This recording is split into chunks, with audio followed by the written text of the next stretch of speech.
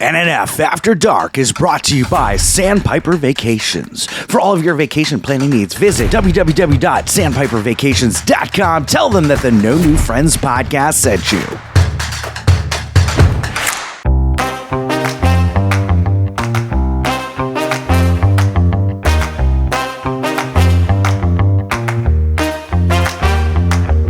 Welcome to NNF After Dark. Chris is going to take you through the highlights of the previous episode and maybe even say some bad words, plus celebrity interviews and much, much more. And now, here he is, the scumbag reselling hoarder himself, Chris Yob. Trigger warning for any person down south listening to this. Governor DeSantis, Rush Limbaugh's dead. Rick Scott, cover your ears. Happy Pride Month, y'all. It is Pride Month. Hey, Pride Month is weird for us here at the No New Friends After Dark. Don't forget the After Dark. It's weird because this is Pride life for all of us. We are allies and gay. So... Wait. Are you coming out? Wait. Is this your coming out episode? Well, is this your coming out episode or Nick's? not gonna say who. I'll leave that up for discretion. Seriously though, happy Pride Month to all who celebrate, and for all who don't celebrate, turn us off right now. I don't want you hearing another thing. I don't want you hearing one more word that I say. We just lost our entire Florida audience. Yeah, you don't deserve it. Turn me off right now. Although if you want to turn me on, go ahead. So, happy Pride Month. We're going to kick off Pride Month in a very, very special way. Scott's going to tell... Wait, no, not Scott. Nick's going to tell his coming out story. And this is not... I'm really excited for this because I actually never heard one. I never read a book about one. There should be more children's books about this. There should be more... We just can't read them in Florida. Literature. Yeah, so I'm in New Jersey, so I can still... They're legal up here still. But yeah, no, it's not something that you... I mean, growing up, and even my generation, you don't hear, I can't name any kind of coming out stories other than, and you know what else hasn't come out yet? So she hasn't had a coming out story either. There's just not any prominent gay figures until there was Nick from Sandpiper. It's all. Yeah, it's all. I remember when Ellen came out. Rosie O'Donnell. Ellen's a horrible human being. That was a big thing. It was Ellen and Anne Heche. Can't talk about her anymore. That was the big. That was like Heche is gay. She was, or she. That was the whole Ellen coming out. It was Ellen and Anne Heche. Mm-hmm. Like that was the big gay power couple. I didn't know who Anne Heche was until she died 3 times. I honestly had no idea who she was. Anne Heche is a very important figure in our history. I mean, she was Ellen's girlfriend when that was like. What? Nick, correct me if I'm wrong. That was like the first big celebrity coming out. That was the first one, and she basically kind of went dark for many years because nobody would hire her. Right. Because of it. What year was this? Like what decade this was? It's the 90s, it was like I guess? 96 maybe? 96. Because when I was born, I'm pretty sure like gay racism died.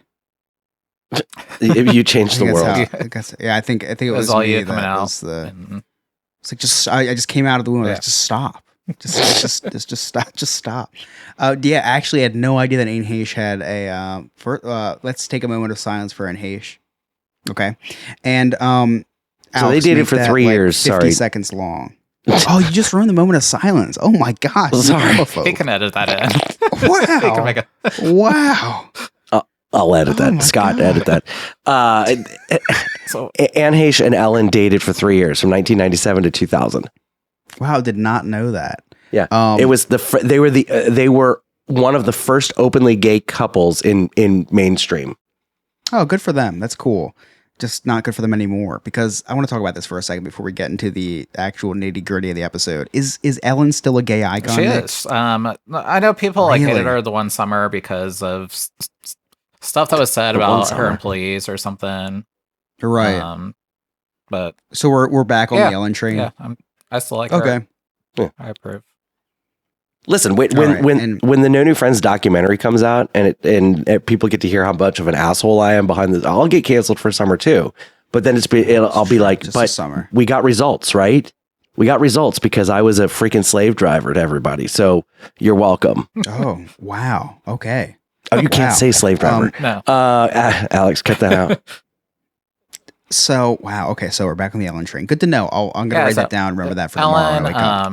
I mean, Rosie O'Donnell had a big show in the 90s, and we all knew she was a lesbian, but she didn't announce it publicly. It wasn't Right. until later on in her season, which probably towards the end, I think, is when I remember her kind of coming out on the show, talking about how she had kids. And, Oh, all I didn't that, know so- that. That's interesting. so yeah, she was probably Ellen. I would say was probably the first, or at least ones, at least publicly in that sense. Plus, it was All right. So we it still was not just her stand character her. coming out; it was her coming out. So if you hadn't seen that episode, right. Her as a person. it was her character and herself coming out. But Right, what's cool. Okay, so what's interesting is we stand say Ellen. that they're one of the first gay couples in mainstream, but like celebrities coming out wasn't necessarily necessarily a big secret, or was it? Because like Freddie Mercury, everybody knew he was gay. Greg Louganis, the diver, everybody knew, but maybe were they What? not talking about it as much? His name Where is it's like Greg Louganis? Greg Louganis. Anus? Yeah. But you know, maybe it was just they were like openly saying I am gay, whereas everything else it was just kind of we knew they were gay, but they didn't come out as Right, gay. Yeah. Like it just wasn't talked I don't know. I'm about. trying to It remember this a wasn't- long time ago. Right. I just felt like it wasn't who Liberace, they were, another example, yeah. essentially. hmm I mean, look, Yeah. look Right. at like Elton John. Like, come on, Yeah. if you didn't know, Right. Yeah. Um, That was. yeah, Come on, it's just man. like off the top of my head. Just that's kind of the time frame was around the late '90s is when we started having those people coming out on TV. For me, it was on Real World. Was it Real World, the Yeah. MTV show. It's like Real World was kind of the first one that we started seeing as a culture. I feel with those coming out stories essentially being publicized. Oh, that. Okay, so now I guess getting into more the nitty gritty episode. This episode is going to be very much about your coming out story. So we're talking about people like Ellen. We're talking about people like Rosie O'Donnell and Hayes, apparently, which is news to me. But that was only and- temporary. She wasn't like they prayed the She's gay now away straight. off of her. She died straight. Okay. She died straight. Yes. Okay, she died with Or a bi. Chick-fil-A, I don't know. sandwich in her hand. Actually, Chick-fil-A came out and was like, "Oh, we're pro gay now." If you Still guys not didn't see supporting that. them. A little bit. Come on, man. The peanut oil, dude. The peanut oil. The nut. We the have nut raisin, oil. we have You raisin don't like the canes nut oil? here, and it's so much better. I'm getting one of those. I might be anti Chick-fil-A pretty soon. Before we get into the Nick's coming out, but I want to go back to the celebrity thing real quick. Nick, do you think that the reason why it wasn't like this, hey, we're coming out and being openly gay, we say openly gay a lot, because the 80s and the early 90s were a very scary time for people who are gay because of the gay cancer, AIDS. And I say that as a tongue in cheek, the gay cancer, but No, but and- sure. Yeah. you know, there was almost an assumption that if you're gay, you have AIDS. Yep. Because like, I remember when Greg Louganis came out, again, Greg Louganis, the diver, when Greg Louganis came out, everyone's like, oh, I wonder if he's got AIDS. Because if for anybody who remembers Greg Louganis was famous for hitting his head on the diving board. Like really bad during the Sexually? Olympics. Oh. No, he smacked his head on the diving board, had stitches and all that. And this is before the AIDS epidemic and glove wearing was such a prominent thing. So like they're stitching him, they're treating him. Right. And so it was this big thing when he came out as being gay. Like, whoa, I wonder if he's got AIDS, if people wore gloves. It was like it was a very scary time because people, of course, people were even more closed-minded back in the 80s than they are now. So it was like, if you're gay, you have AIDS. And if you have AIDS, you're just going to get it just by association or whatever. Right. You know, that's not how it worked. That was yeah. So I guess my question, Nick, do you think that's why like celebrities weren't as openly gay because of AIDS or obviously there was still a lot of acceptance issues back then as well. But do you think they kind of went hand in hand or?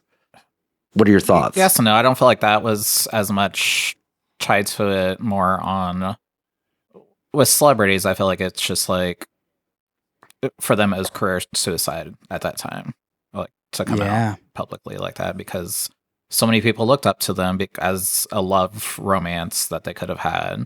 I mean, look at The Bachelor that came out a couple years ago. He's actually just got married to a guy a couple of months ago, but like for him, that's right. For him to grow up in that community where he was supposed to be that macho man and to get married to a female and went through the entire Bachelor process, come to find out he's actually gay, and he finally came out of the closet and admitted it. It's just that I feel like just that sense that they get of being a celebrity, they have that stigma attached to them that they are supposed to be one person and that's it. I'm glad, I didn't mean to get too much in the weeds here in this first segment about just coming out in general, because I really wanted to focus on your story, but I'm kind of glad I'm stuck in these weeds now because I'm learning a lot. And so Scott, you brought up how, is it because of the AIDS connotation that people didn't come out? Well, you know what? If you look at anything in all of history, to be the minority of anything was looked down upon in most of the history of the world.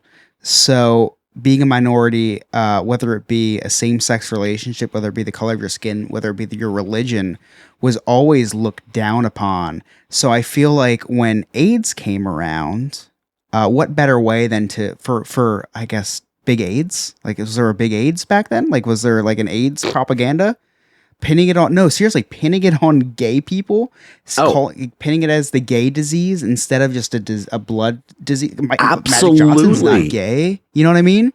So it's like in the history of the world, being a minority in any group was difficult. So, hey, when AIDS comes along, why not pin it on the gay community? And why not call it the gay disease? Because we're pinning it on a minority, and the majority of people that are in same-sex relationships, they don't have anything to worry about it. So it's just the gay community has to worry about it, which is horrible. But I feel I look at that as not, why people wouldn't come out. I just look at why people wouldn't come out is because literally, Nick, you know better than me. And even today, it's hard to say that it's completely socially acceptable to come out as gay. But when was it so, like, in the last how many years was it actually, would you say that people felt more comfortable coming out as It's really gay? not even been that long. I graduated high school in 2003, and I'd say probably not till like maybe 2012 or something. Like, which when you kind of started hearing more about it and more socially acceptable and seeing it recognized on TV more. Right. So like within the last 10 years, in the last thousands and thousands of years, that it's finally acceptable. I'm not even going to say acceptable, semi-acceptable, because we still have those, that majority of, not majority, I'm sorry for saying that, but we still have that large crowd of people who still, don't accept same-sex, transgender coming out. So I feel like it's, and Nick, please correct me wrong, but I feel like it's more so just society disagreeing with who the gay community is, who the transgender community is, and not like in the AIDS virus. I think the AIDS virus was an excuse. Like the science, like the government was like, "How we got to pin this on somebody? Let's just pin it on the gay community because hey, they're a minority group anyway. Let's just pin it on them." Just like we've seen throughout history on the Black community, the Jewish community, throughout history, we'll pin it on them. We'll pin it on them. We'll pin it on them. So I don't look at it as much as we'll put it on the. I don't look at it as much as not coming out because you're afraid that people will think you have AIDS, as much as AIDS pinned it on the gay community so that they can kind of, so the government could be like, oh, you have nothing to worry about. It's just the gay community. They pinned it on three different communities, essentially. The largest was the gay community. That was the largest, AIDS is the gay community. That's where it's kind of coming from. Then they also pinned it on drug addicts. Or people who are addicted to drugs because of needle sharing and whatnot.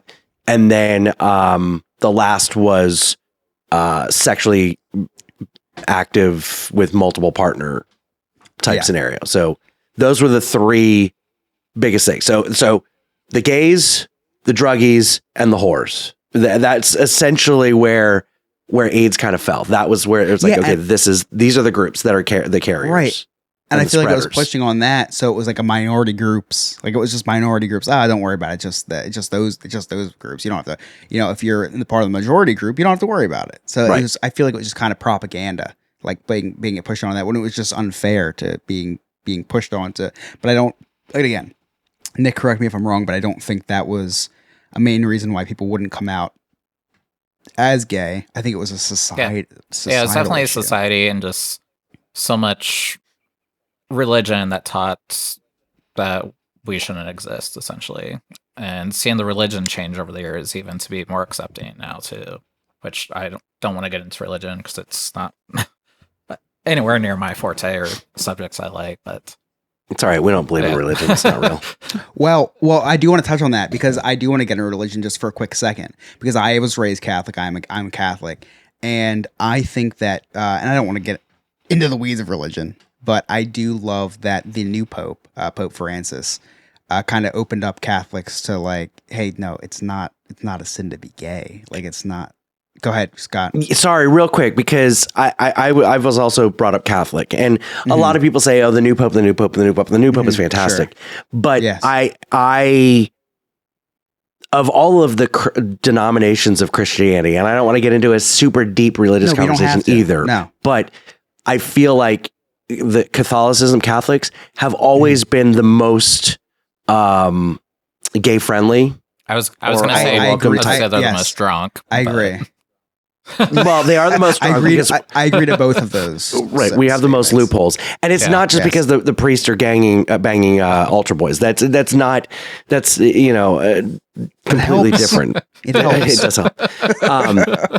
But they're not the ones. The Catholics aren't the ones who are boycotting Disney because of Right. Right. Pride Days or Night of Joy or whatever. That's more of your your Southern Baptist. You're more of the fundamental Christian denominations.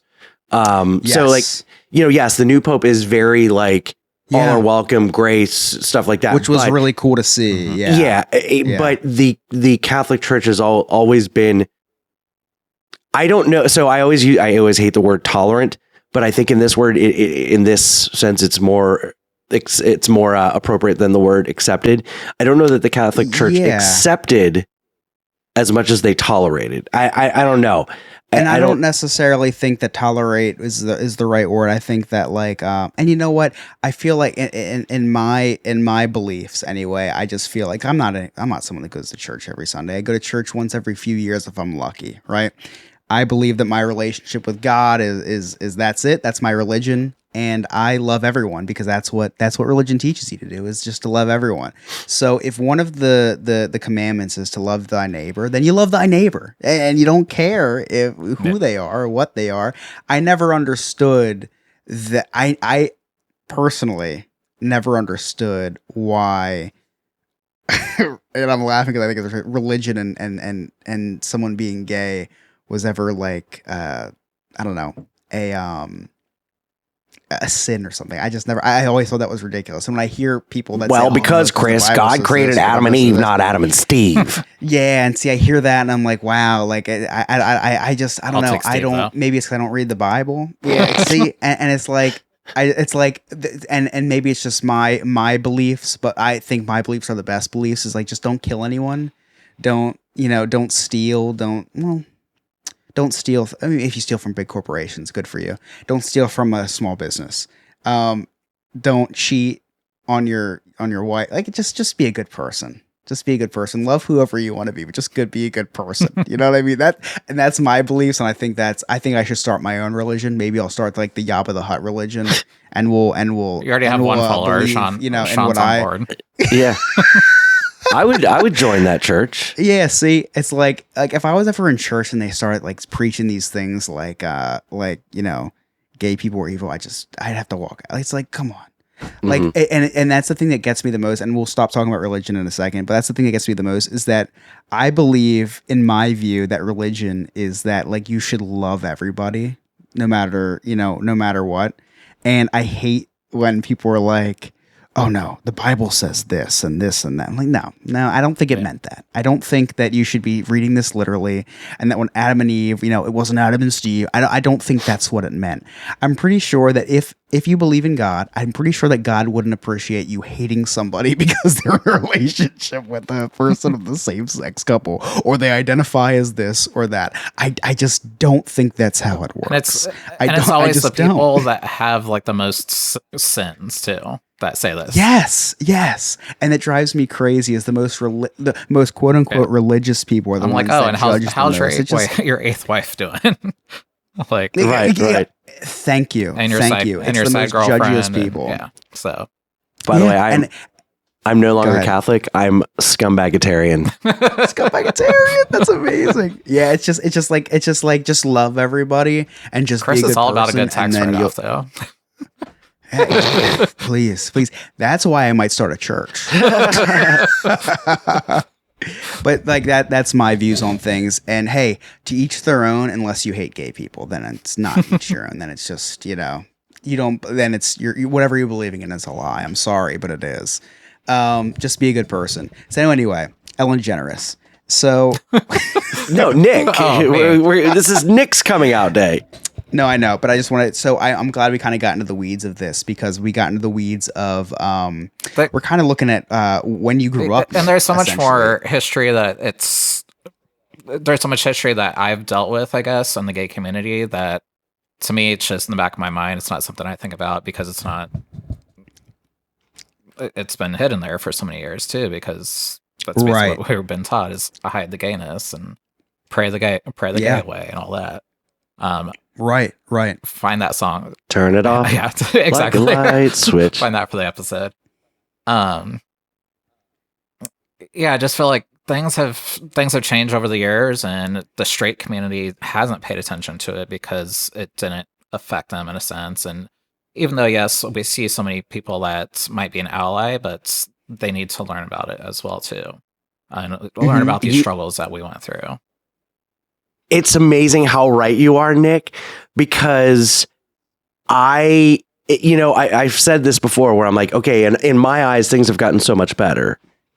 And Yeah, right. it's not, and I think they have to some extent, but also like I see now more what you all are going through, And it sucks that it's and it's not new. No. It's not new. It's just I'm more aware of and it. I think that and the I'm like, latest how could thing you that be like the that? latest thing that comes to my mind about it is that people are paying attention now and are noticing is the whole Target issue that happened literally a week ago. So Target launched their Pride line, which they've had a Pride line for so many years now, and unfortunately they got some backlash on some I think it was like swimsuits or something where they're designed that you can tuck basically if you are a female, if you're trans and still. Which we all do anyway when we go to the bathroom. When we sit down. Sometimes you just like to hide it and see what it looks like. Hey, you'd be lying if you say you didn't do it. They got backlash on it, and Target decided to pull just that portion of the line. So They actually did. They did pull it. They Nick? pulled it, and that's the last story that I heard. Was that they're pulling it. So they are pulling the line. So here are us as a gay community is they're not being an ally to us right now. They're Right. pushing into those people that are throwing pebbles at us. We threw bricks at the protest of the first Pride. Like, if you're gonna be an ally, you have to stick up for us and understand, like, this is what we're going through. But those people don't even shop at Target anyway. The ones that are complaining. What does it matter? Yeah, they're catering. Yeah, they to all big shop bigot. at Walmart. Right. They can't afford Target. Let's What be are we hon- let's be talking about here? honest. Right. So It I just wanted to touch on the fact that you said that being an ally, you can't just be an ally. You should learn the history of the gay community. And I'm so fortunate and so happy to be a part of this podcast because I'm really I'm happy to learn about this history. I'm happy to hear your insight on things because I'm an ally. Yeah, I don't care if you're gay. I don't care if you're lesbian. I don't care if you're trans. But I'm so glad that I do care now where this all came from, where you guys come from, where you guys are in in society right now and how we still have so much further to go. Because like Scott said, I feel as though we've come a long way. But that's because I don't have to deal with anything that you deal with. So hearing what you deal with, it's sad to hear, but I appreciate you enlightening me to know that, hey, we still have a lot of work to do. And I can't just sit here and say, yeah, I'm an ally. I got to do something. I got to give us a platform, give you a platform, and give like-minded people like you a platform, like this podcast, to be like, hey, there's still work to be done. Scott, what were you saying? You are so right. I think about this all the time, and I think why After Dark is so important to me at this point is because I don't think we truly became allies. Like in our head we were, but we didn't truly become allies until we made this a priority. And it's not a priority. Go ahead. I think when I thought of you guys originally as being an ally, is we'd talk about it maybe one episode and call it a day and start talking about other shit that happens in adulting. And the fact that we're still having these discussions and you guys are asking these amazing questions that are bringing up these memories that, like I said, have been in the back of my head. It's something I've never probably talked about in person or publicly because I didn't have anybody to talk to half the time too. So Yeah. It's not enough just to wear the colors. It's really not. It's talking about it. It's having these conversations, and they don't have to be all difficult and serious and all that, but the fun conversations, but just to get to know another human being and how we can support better. And again, we have this platform, we have this public platform. Why not, instead of just dick and fart jokes and me, having sex with the dog in the bed, having sex with my wife while the dog is in the bed, instead of just making those stupid jokes all the time, let's actually do something with our platform that means something. And anyway, sorry, I didn't mean to derail. Yeah, it's not just, it's like for us, we've seen so many companies over the years, probably in the past maybe 10 years too, is our Pride Parade in Columbus has turned into literally a 3-hour long parade, which is 3 hours way too long. And it's not what you expect. It's literally corporation after corporation just wanting to promote their products. But we've noticed too is a lot of these corporations, they're just slapping a logo on it and calling it a day. Like they're not out there supporting us and giving money back to charities and organizations and stuff like that. So yeah, they're just giving us free Chipotle burritos, which I'll still take it. So.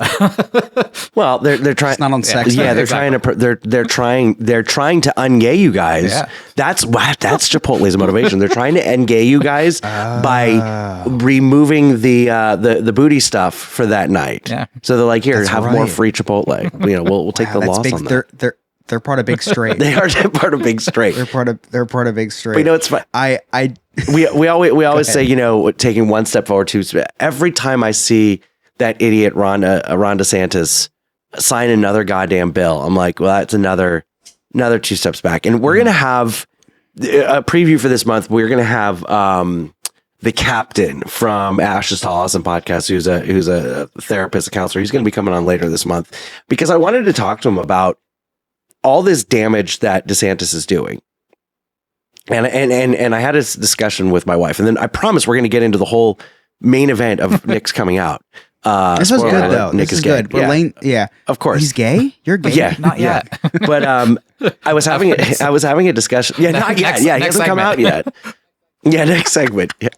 I was having a discussion with my wife, and I'm like, you know what? I said I feel really bad for Ron DeSantis's kids. Like, imagine if one of them is gay.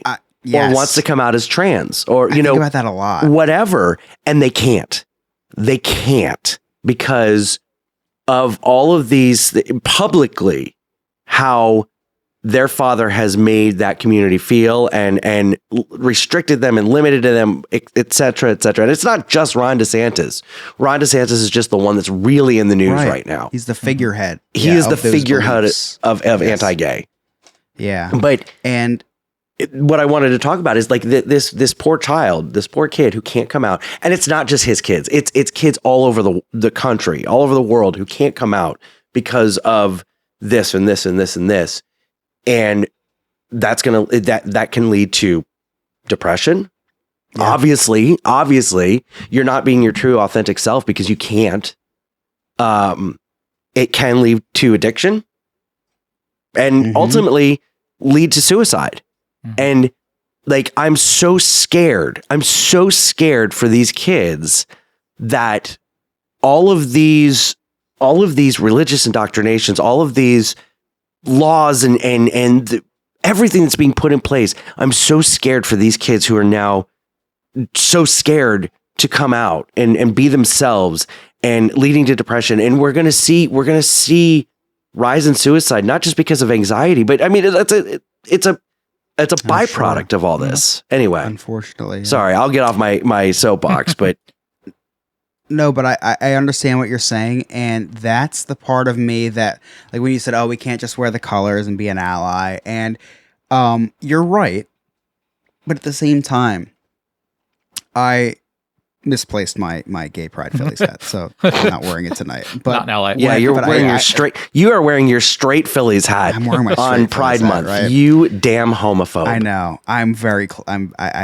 My bedroom's a mess because I've been packing because I thought I was going to buy a house. So I do have a gay pride Phillies hat. I have a lot of like gay pride shirts. I love the rainbow stuff, and not only is it great for fashion, but it's also like I just like whenever I put on the hat, whenever I put on the shirt, and I walk out into public, I hope that I walk past a kid that's afraid to come out, that's with the very conservative parent, and they see me wearing that shirt, they see me wearing that hat, and think, I'm not alone. This person's supporting me. Like every time I put on that hat, every time I put on that shirt, like I said, although it looks great, because the rainbow is a great colorway. But I'm just so proud and happy to wear this stuff because I just want the LGBTQ plus community to see me wearing that and just know that, okay, there's another person that's supporting me, because there's a lot of places that they can look that they see the complete opposite of that. And if that hat that I'm wearing or that shirt that I'm wearing gives them that little boost of confidence that makes their day, then I'm happy to do that. And I'm happy to look great in it too, because it's a great colorway. When we come back, we were going to get into Nick's coming out story. This is the grand finale, guys. Scott Summaries is not the grand finale. Nick's coming out story. Spoiler alert: Nick is coming out tonight. I'm gonna come out a little bit before him. He is gay, and he's gonna tell us that he's gay himself. So stick around till after the break, and you'll hear that story.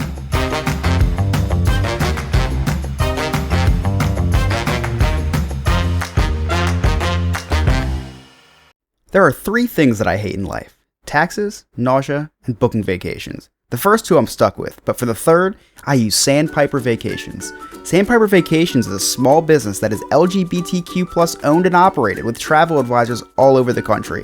Whether it's a cruise, a trip to a theme park, or an all-inclusive resort, Sandpiper has you covered. Oh, and I forgot to mention, it's free. Why book a vacation when you can have someone else do it for you? That's like choosing to take the stairs in a building that has an elevator. Leave the headaches of booking a vacation to someone else. Get your quote today at www.sandpipervacations.com and tell them that the No New Friends podcast sent you. Hey everybody, it's Scott from the No New Friends podcast. If you'd like to hear all of our episodes, all of our past episodes, just visit our website, nonewfriendspodcast.com. All of our links to all of our old episodes are there. If you didn't understand an inside joke or just wanted to re-listen to something, just check it out. It's nonewfriendspodcast.com, or you can check us out on all streaming platforms.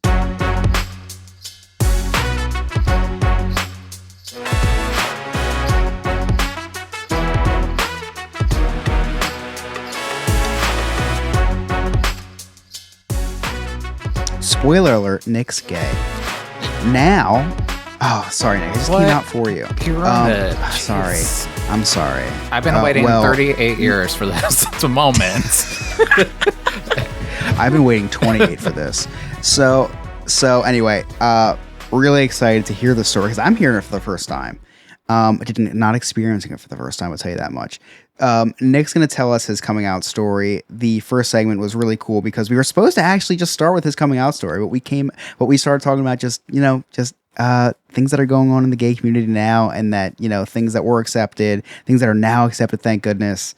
And now this has all led to Nick's coming out story. So Nick, please just take it away. Take us from the very beginning.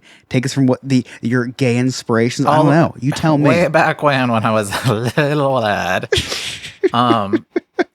So I've said it before on the podcast. I knew I was gay, essentially different, when I was probably about 5 years old. I have memories of that, memories of looking at the Kmart ads at the underwear models on there, which looking at them now, like I wouldn't be attracted to whitey tighties, but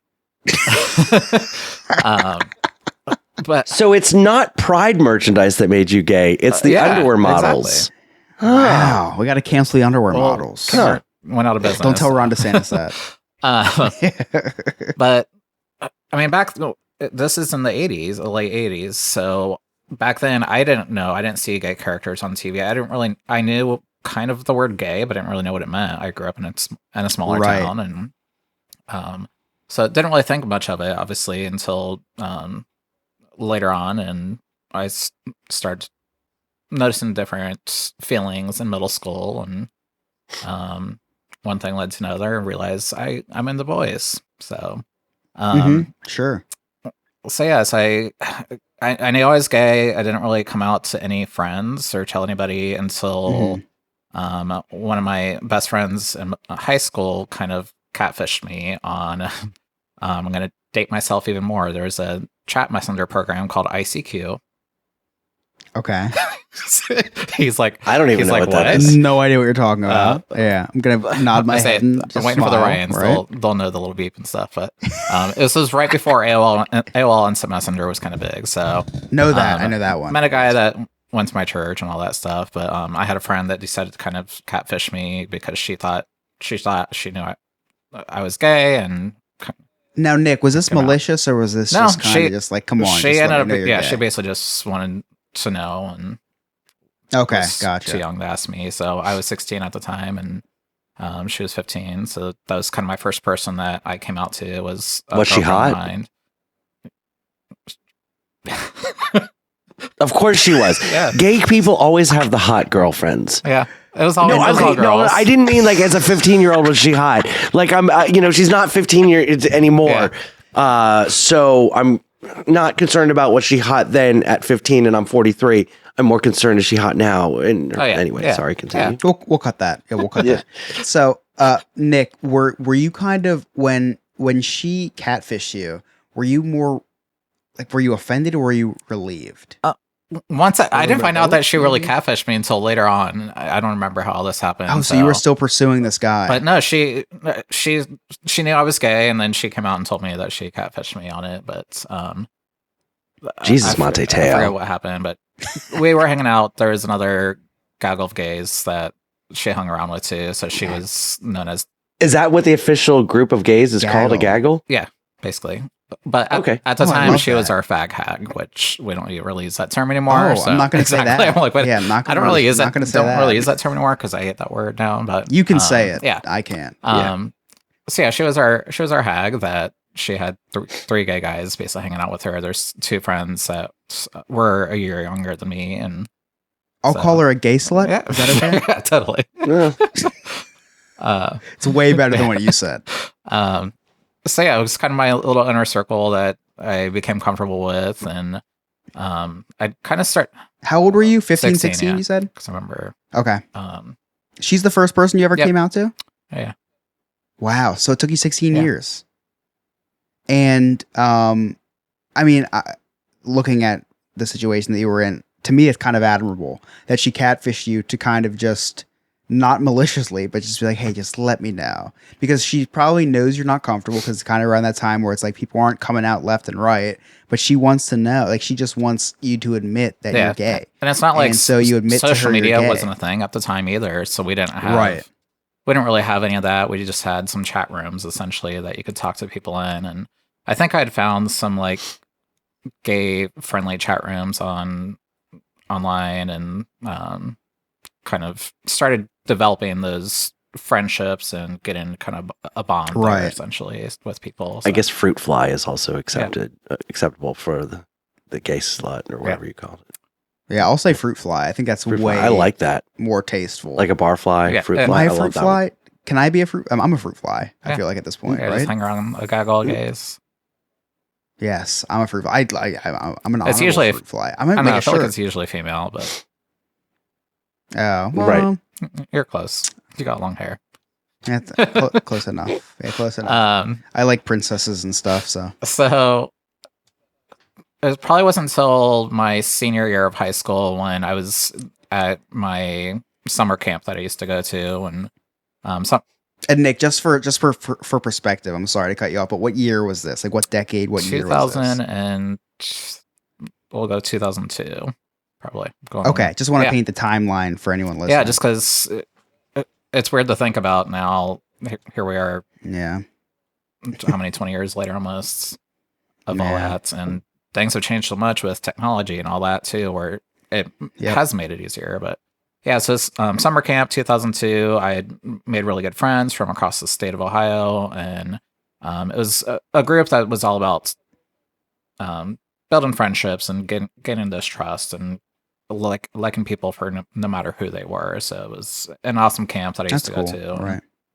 And that's where I started coming out to a lot of friends, and my very close friends. One that was in my wedding with me was a straight guy that I came out to, and I still remember being so nervous coming out to him, thinking like I was going to lose my Yeah. best friend, and he ended up. Which Yeah. is a shame. Yeah, a shame Yeah. to think about. Right. So, a few years, it wasn't until really college that I started coming out to. I mean, college, I was out to like everybody at college except for my Right. brother. So my Okay. brother and I lived together. So I moved to Columbus in 2005. So I was a junior in college, and I moved in with my brother. Lived with him for an entire year. He didn't know I was gay at the time. And But was it like really obvious to everybody Yeah. else? I was Or gonna say, how with all due respect, like, how did he not know? I feel like it was obvious because I was only hanging out with guys. I was only going to Right. bars that he didn't know about that weren't campus Yeah. bars. They were the gay bars. Right. So it's like he had to have known at the time, and it wasn't. Yeah, but he didn't want to be like, "Hey, Yeah. are you gay?" He just was waiting Yeah. for you to come out. So right? it wasn't until about right after I'd moved out. So my grandma passed away April 17 years ago, I think it's been now. So Mm. we were on our way, my brother and I were on our way back to my parents' house for the funeral, and we're in the middle of the country driving through cornfields, and he turns the radio off and it goes complete silent. He's like, "So I have something to tell you." He's like, "I know you're gay." I thought I was gonna die because I'm Yeah, like, man, he was the wow. one that I was kind of wasn't as sure about, because he was the preppy guy. He was like the cool kid in Right. school. I was always known as Chris's brother because I was 2 years Uh-huh. younger than him. But what's amazing about it was he's like, "I know you're gay." He's like, "I know it's not easy for you to come out, and I want to make sure that you know that I'm here for you and I support you." Wow. And he's like, "Whenever you want to tell mom and dad, I'll be there for you. I want to be with you. If they try to kick you out of the family, I'm going to." So for Wow. him to say Wow. that to me, it's not very common in the gay world to get this kind of support from a family member, especially a sibling. I felt, especially in that time frame. So for Wow. me, my brother, I felt like saved my life because of that, because I was still scared to come out to my family. And especially him, because like I said, like we weren't that close growing up, but we started getting closer in college and all that. And now I Oh. regret that year that I lived with him, that I wasn't able to be myself around him. But You know what, Nick? Not saying how you should feel, but I wouldn't regret anything like that, man. That is such a hard thing, and I feel like him coming to you and saying that should just resolve, it pushed. absolve all those feelings for sure. That's such a sweet thing for him to do. Are you and him still close Yeah, to today? we're still very close. He was my best man at my wedding. He lives That's in the amazing. next neighborhood Makes over. me so Like, happy. he was really there Wow. for me. So he was kind of the first family member that I came out to, and I remember sitting at my grandma's funeral, and words started spreading to my cousins, and my brother's like, I remember my brother telling my cousins, and he's like, "He knows that I know, so you guys can all tell him that you know now." so it's basically like everybody coming out to me that they all knew that I was gay. Right, And right. it was That's just so funny. awesome, very awesome support. That had to be a good feeling that everybody knew. And it was like life is, life continues as Yeah, normal. it was- This isn't something that has to change the relationship or whatever. Nick's gay. Okay, no big deal. Let's just continue It was on. a huge relief, and for them knowing that it is a struggle to come out of the closet, it's a big thing. And like I've said before, I Sure. still have to come out of the closet when I go down the street. Every single time I walk into a Yeah. store, if I'm wearing this pride It's shirt. not a one-time thing, right? So for him, like I said, he did save my life that day because of that, and so That's amazing. So yeah, all my cousins knew about it. So that was kind of part one, I would guess, of the big coming out story. Was at my grandma's funeral, sadly, and she was probably the one that probably would have not liked that I was gay. So maybe who knows. So here we are a few months later. I remember it was August. Unfortunately, I don't remember this year anymore, but my mom called to tell me that she had breast cancer. So my parents Oh. live 2 hours away, so she had called me to tell me she had breast cancer, and my brother was actually home that weekend because he was visiting, and so they told him in person.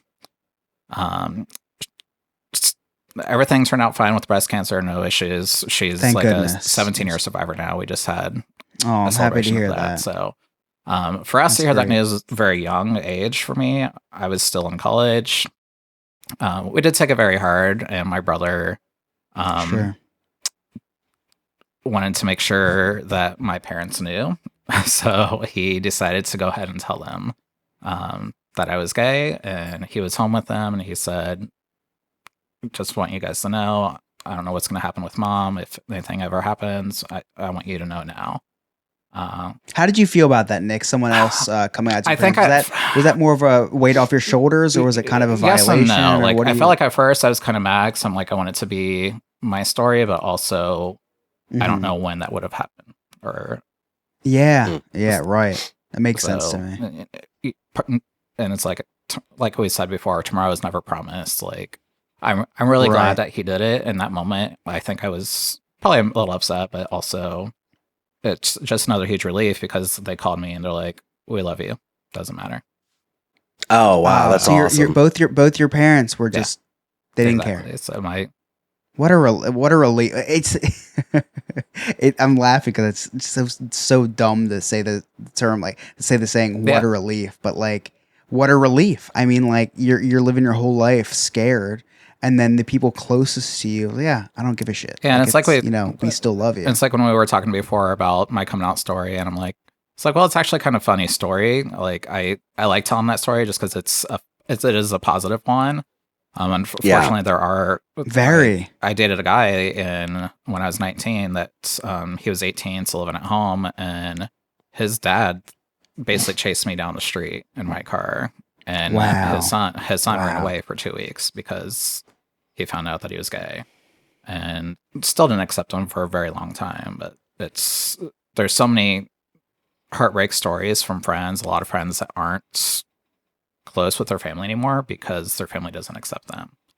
So it's That's very, very sad to hear. And I hate to say this, but at the end of the day, it's like, because I have a very interesting family dynamic, and I feel as though most of my family is not blood related. It's, close family, friends, and this and that. And I love that type of family because you get to choose your family, right? And blood doesn't always mean family, And if they don't love you for who you are, then hey, they're not family. It's the people that are close to you that love you for who you are and appreciate who you are and your values and your opinions. That's who family is. I consider both of you a part of my family. And I met you guys last year or a year. Actually, gosh, it's been going on 2 years. Damn, getting old. But I'm just so fortunate and glad that your blood family was able to accept you for who you are. And this is one of those happy coming out stories, which is really nice to hear. I don't want to hijack your story, but I do want to just talk about real quick. I won't name names or anything, but my aunt called my mom when I was younger, a lot younger, and she was the one that told me that her daughter, my cousin, was gay. And I just remember my mom coming in and telling me, and we were just kind of like, yeah, we know. Like, we know. Like, we're not surprised at all. The coolest part about it was that she got to be herself around us, and that her telling us was no surprise to us, right? Because and not only wasn't a surprise, but like nothing changed. She was still who she was. We still love her to death, and she's still the greatest person ever. The coolest part about that coming out was that she didn't have to hide herself anymore. She's happily married now to an amazing woman who we get to see all the time, the both of them. They recently moved close by to us, and I cherish every moment we get to see them. I love their relationship. I'm so happy that she found her wife, because she's like the most awesome person ever. And I feel like that's a love story to me. Like, that's just it's just so cool that she got her happy ending, and that and maybe some of the family didn't agree with who she was.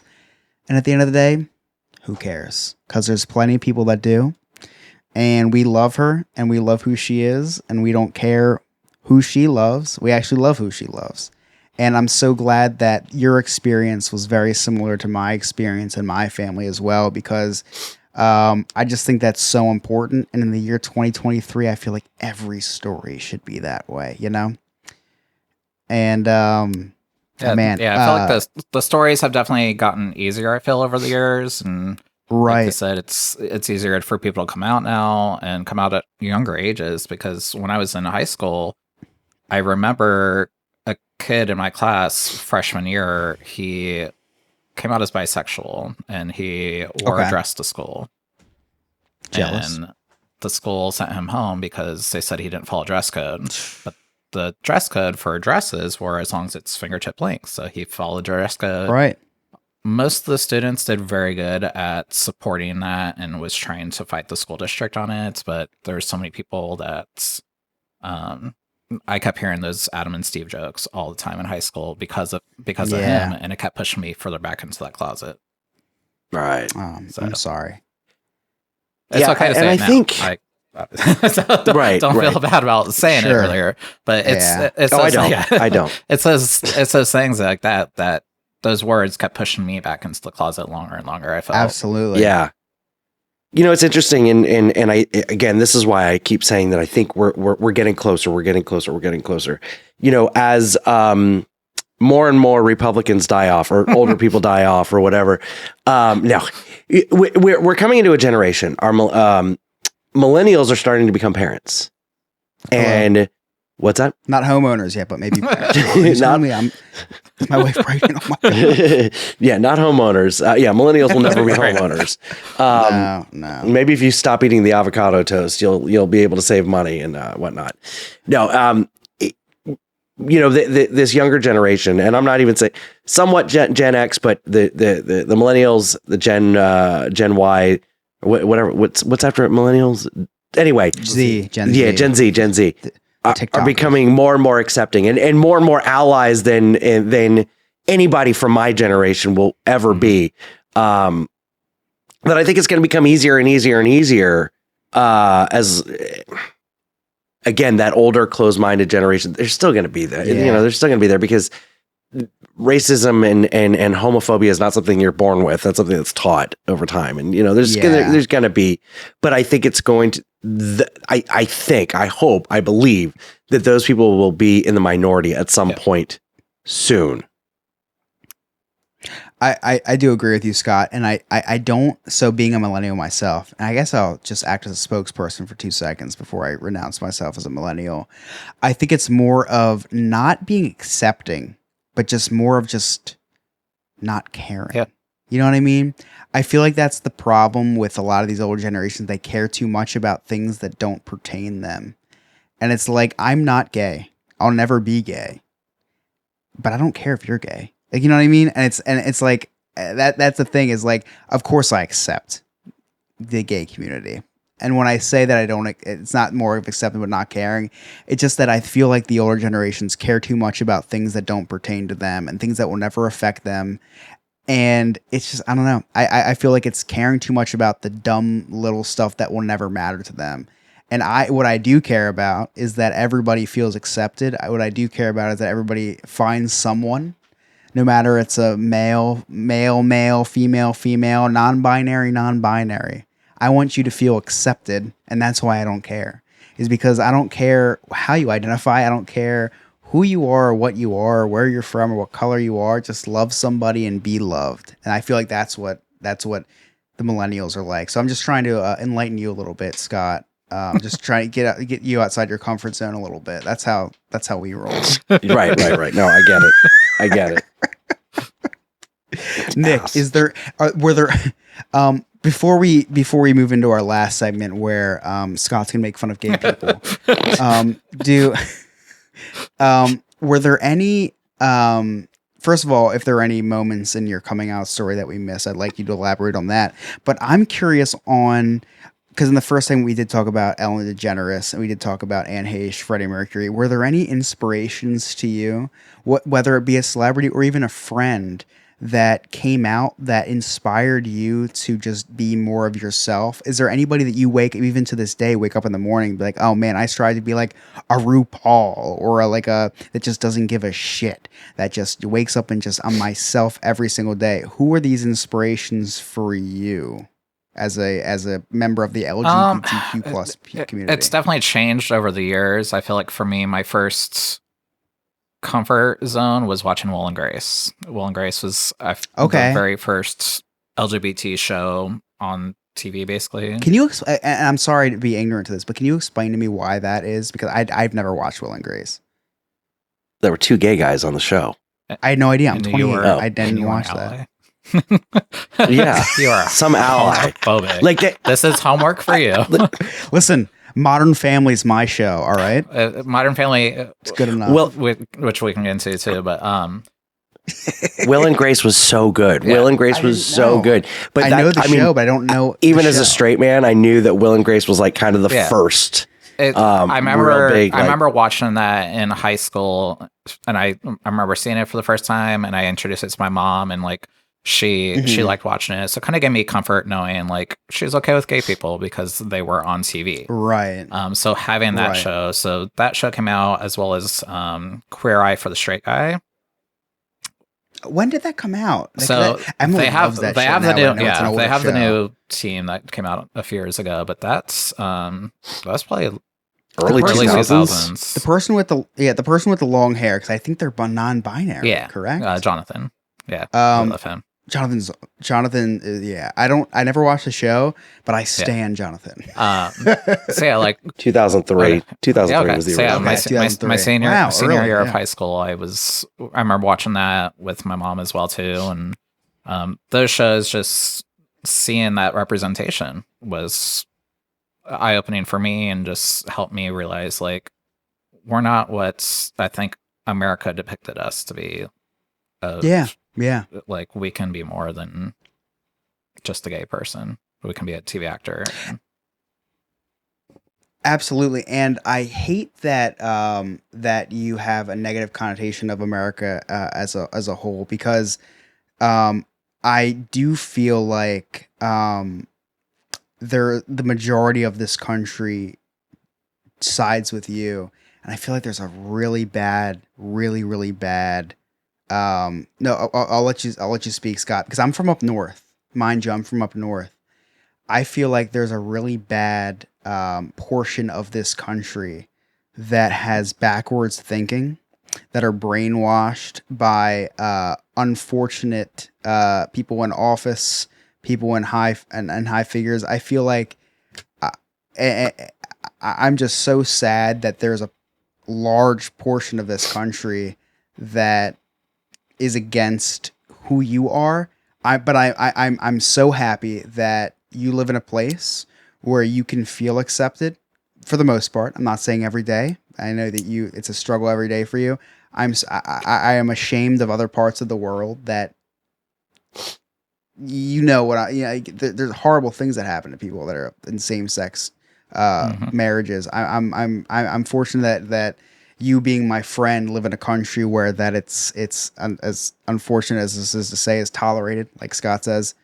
We still have a long way to go, but I'm sad that you still do live in a country where you're like this country, depending on who the leader of the country is, may or may not support me. And depending on who the leader of your state is, may or may not support me. And it's just really sad to know that your sexuality it determines, like when I'm voting for a president, when I'm voting for a governor, when I'm voting for a mayor, I'm looking at like who's going to lower my taxes the most. You know what I mean? I'm looking for who's going to cut this the most or cut that the most. You're looking for like who's going to accept me. And I'm just so sad for you that's a thing. And I'm happy that there's progress in this country. I do happy that there's progress, and I'm happy that at least 50% of this nation is pushing towards those values. I'm sad that there's some parties and some people that just don't side with that. I'm sad for you. But it just makes me sad because like me being a business owner, I can say like I'm happy to be an American. I'm happy that I have the freedom to start my own business. You being a business owner can say the same thing, but you also at the same time, like I'm happy that in this country they're providing me to I'm able to have the freedom to start my own business. Kind of sucks I don't have the freedom to be myself, and it just sucks. It sucks that I'll never feel the way you feel. And I understand that. It's just hard to wrap my mind around. And I'm so fortunate every week that I get on here to talk with you. I'm fortunate every day that I get to message you and just kind of get a little bit more understanding of where you're coming from. And just, it motivates me to be a better person, to kind of push your values forward. Because I'm taken care of. Look, I'm taking care of Scott. You're taken care of. Scott, there's nothing you don't have to go out in every day and be like, yeah. I'm nervous to go here or there. We're taken care of. It's minority groups like you, like the LGBTQ plus community that needs the attention right now. And these conversations just make me motivated to help propel that, whether it be donating, whether it be doing this podcast each week, propelling this message. And I just can't tell you enough how much of a supporter Scott, I think I can speak on behalf of both Scott and I, that supporters of we are of you as a person and the community that you are in. It's just it just makes me sad is what I'm trying to say. And I hope that this needle moves more towards equality. And I hope that we push that needle just even a little bit further, even if it's a hair. When it's like hearing myself talk about this out loud, like I don't think I've talked half the shit to my therapist because he's a gay guy as well, so he understands. We've been through it together. So thank you again. Thank you guys for the platform and allowing me to talk about these things that have been on my mind for 30 something years. So honestly, thank you for it's not even like no need to thank us. Thank you for being so open about it, because not only are you enlightening me and Scott, but you're also like enlightening everybody that's listening. And I always I don't care if I help the lives of a million people. If I help one person, because with my anxiety, especially, it's something I deal with. If I can help one person with anxiety, it's always my comparison. Then I did my job as a nobody, really. You know what I mean? Like I'm a nobody. If I can help somebody, that means the world to me. So I know that you telling your coming out story and everything, it means the world to someone. And that just makes me so happy that we were able to do this together. Before I get emotional, let me end this segment and go to the last segment. And then I guess after your cliff notes, I'm going to say my final thoughts. Okay. Nick, thank you so much for sharing that story. Very excited for the world to hear this, and the world meaning a small portion being our listeners, and then the world eventually. I was promised there was millions of listeners. Well, listen, we never said how long it would take. We will be Howard Stern one day, just not today. Maybe somebody will listen to this in the year 2050. Hey, listen, it's out there for the world now, and it's going to change someone's life. So thank you so much. In segment 3, we're going to get to Scott's final thoughts, where he will inevitably make fun of gay people and myself. So you're going to want to tune into that. We'll be right back.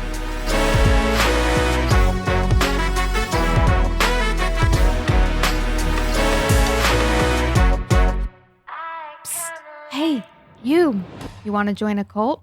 Well, this might be your lucky day. For just $2 a month and a simple blood oath, you can join our clubhouse and become a friend with benefits.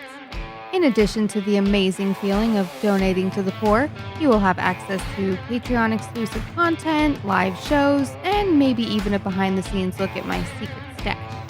To get started, head on over to NoNewFriendsPodcast.com and hit Join Our Clubhouse. Can't wait to see you at the initiation ceremony. Oh, and in the chat during our live shows, of course.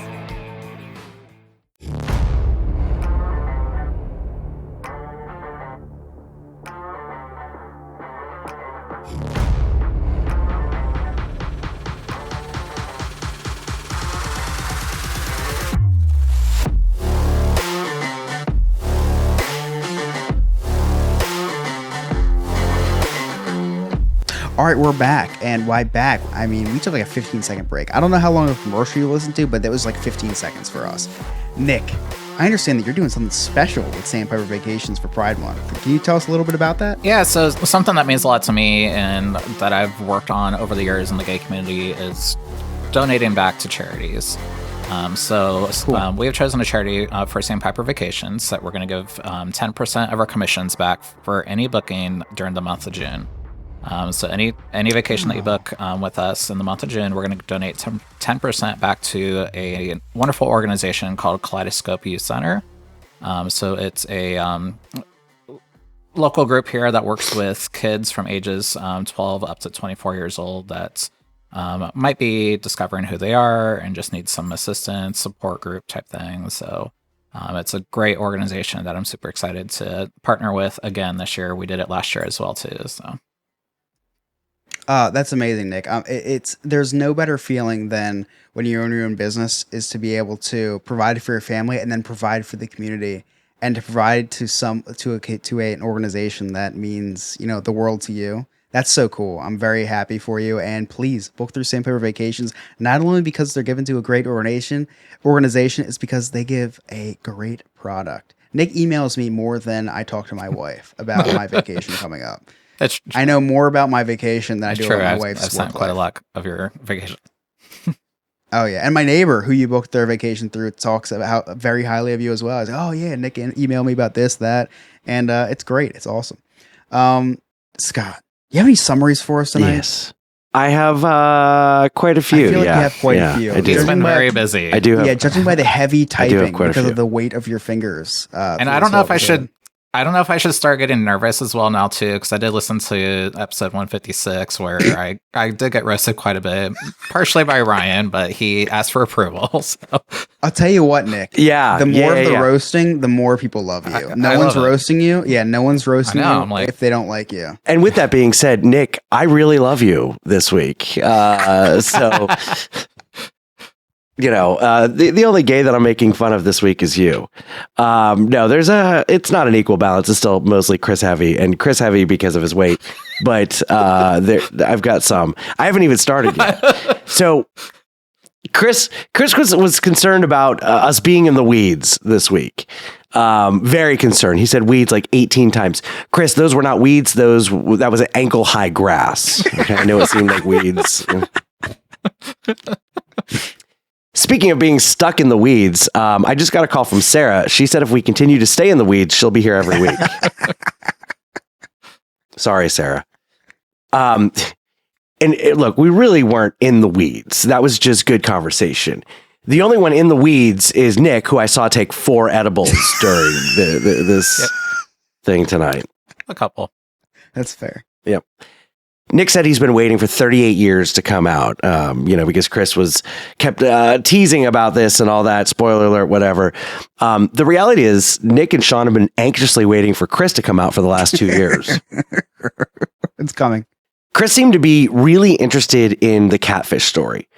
Chris heard catfish and instantly ordered Grubhub from Long John Silver. Chris really wanted to be a fruit fly, like really badly. Chris, let's call it what you really are. World's largest closet case. Oh. And largest because of your weight gain. I got that reference. Chris went on and on about people who love you for you are real family. I agree completely, Chris, like 100%. What's crazy is The board of directors at McDonald's loves Chris so much for who he is and how often he comes to the restaurants. He gets a happy birthday to the number one son card for McDonald's every May 30th. When I brought up the whole family thing, I could see you laughing so hard. I was like, it wasn't funny. And then I realized it was a really dark joke. Yeah. I love McDonald's jokes. I love McDonald's. I know you do. And they love you too. My mom literally treated me at McDonald's yesterday for lunch for my birthday. It's not a joke. Chris said that he's so sorry that Nick has a negative view of the country. He also said that he believes that a majority sides with Nick, so it's fine. Chris, being from up north, is just extremely jaded on the realities of what's going on. Chris, do you not remember for 2 years, as a country, we were fighting over fucking masks and proper hand washing?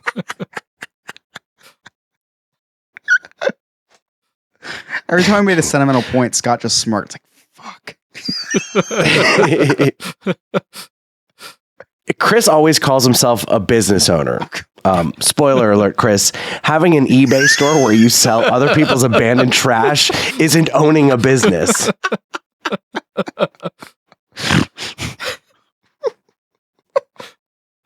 That's a good one. Oh, that's a good one. That was one of my favorites. Chris said, he and I don't have to feel nervous going outside. We're fine, he said. There's nothing to be nervous about. Chris, wait a minute. Every day, you and I have to be nervous about breaking a scale or that the next burger will be our last one because of the heart attack or the next donut may put us into the diabetes. It is a concern. And finally, Chris has a shirt on, and if you want to see what we're wearing and Chris's shirts and all that, we're on Twitch every Wednesday night at about 9:30, 9:45-ish till it's almost midnight. So Chris has a shirt on tonight. It says LWO on his shirt. Chris, what does that stand for? Does that stand for living with obesity?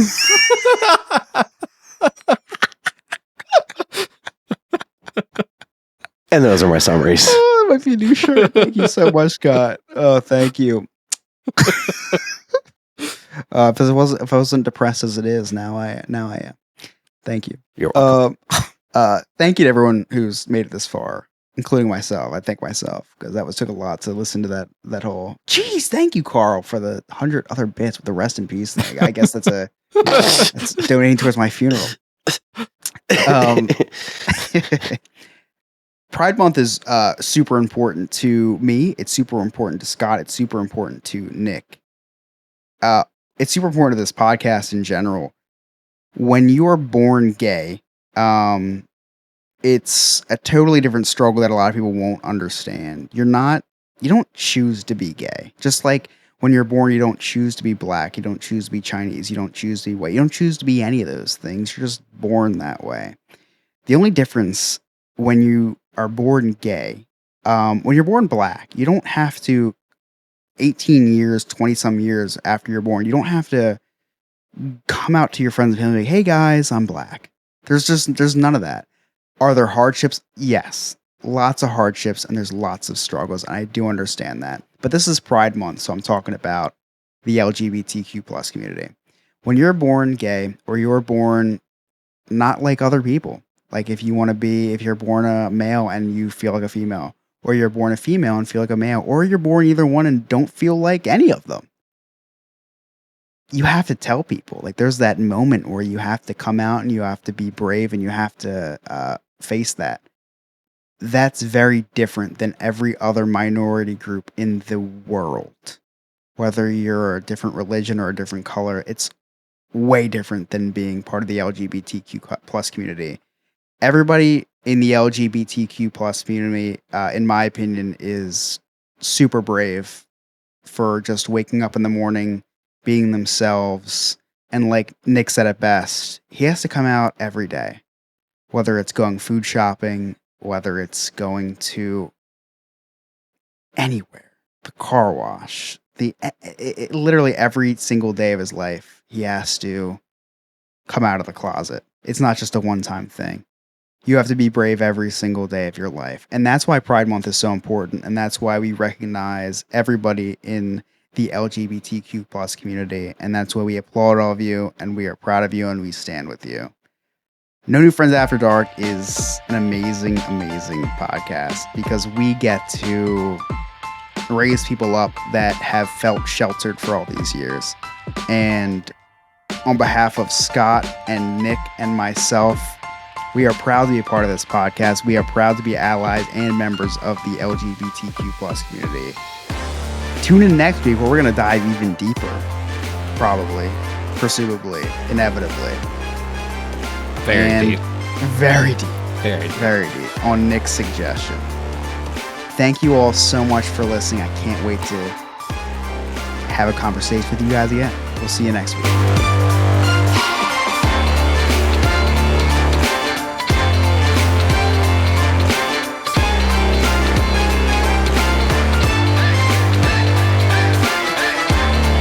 You don't have to worry about as a black Yes, I person do mean or that car. I an don't mean Asian Native person. American. You don't have to worry about going to your parents and say, "Hey, just sit down. I want to tell you something. I'm right, black." exactly. That's what I was trying to get at. Is like there's no coming out of your ethnicity or your religion unless They have different struggles for sure. 100%. But it's not. This is Pride Month, and I want to focus on that. We focus one minority group at a time. We can't do it all. we listen. We have to do it. I think July we're gonna prop Scott up for White History Month. Right, Scott? It is the 4th of July. America. Like your ancestors defeated the British for us, Scott. Thank you. You're welcome.